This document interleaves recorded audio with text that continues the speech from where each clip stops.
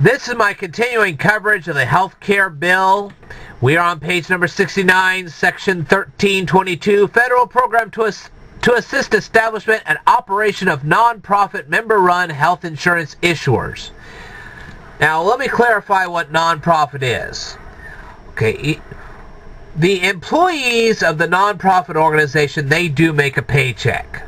Okay, so it's not like that they don't make any money at all. What it is that anything above and beyond what they'd have to pay to their employees, what they'd have to pay to run the operation, they wouldn't pay out dividends to stockholders or stuff like that.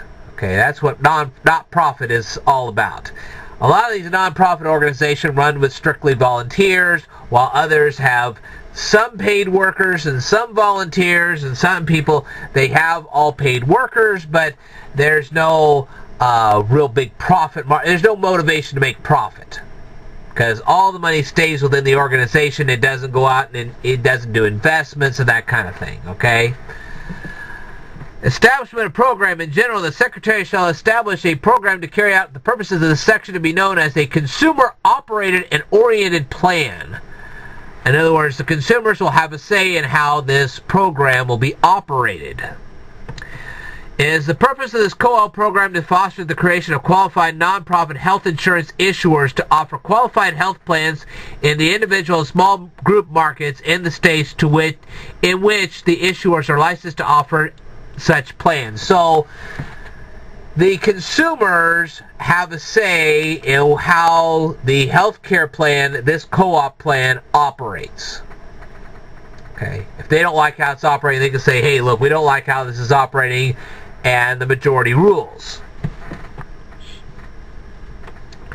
Loans and grants under the co-op program. In general, the Secretary shall provide through the co-op program for the awarding to persons applying to become qualified nonprofit health insurance issuers of loans to provide assistance to such person in meeting its startup costs. Okay.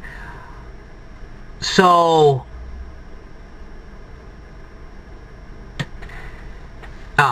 the Secretary of Health and Human Services will be offering loans to people who want to start up co-op.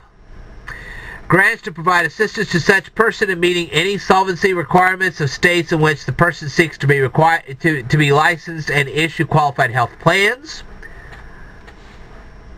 Okay, so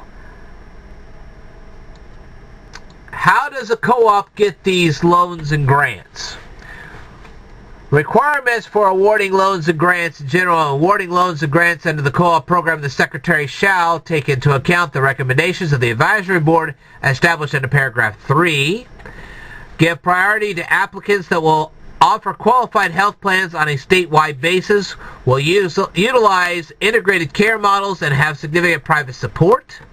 So in other words, the better organized co-ops will get more of this assistance. The ones that aren't as well organized will not.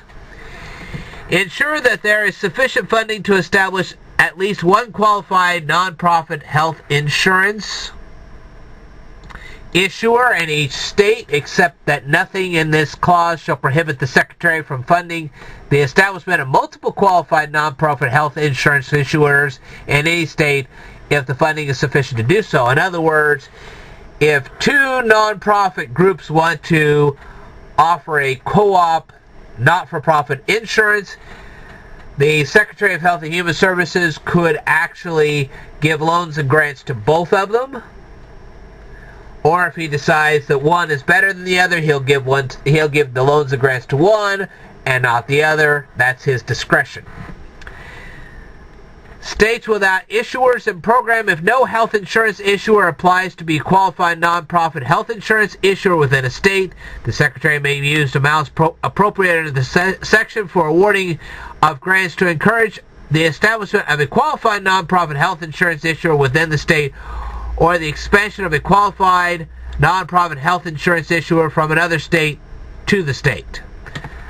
In other words, the Secretary will start offering incentives to cause people to want to set up a non-profit health insurance plan in a particular state. Alright.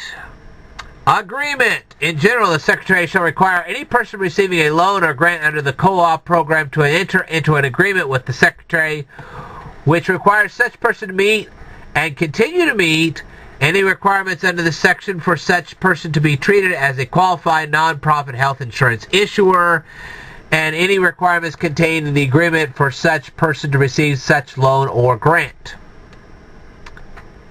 Wow. Okay, now we are on page 70. I'm going to stop this video right here for right now. You're seeing that now co-ops can be set up, and these are non-profit co-ops. I know my phone is going off. I will tell you more in a future video. Stay tuned.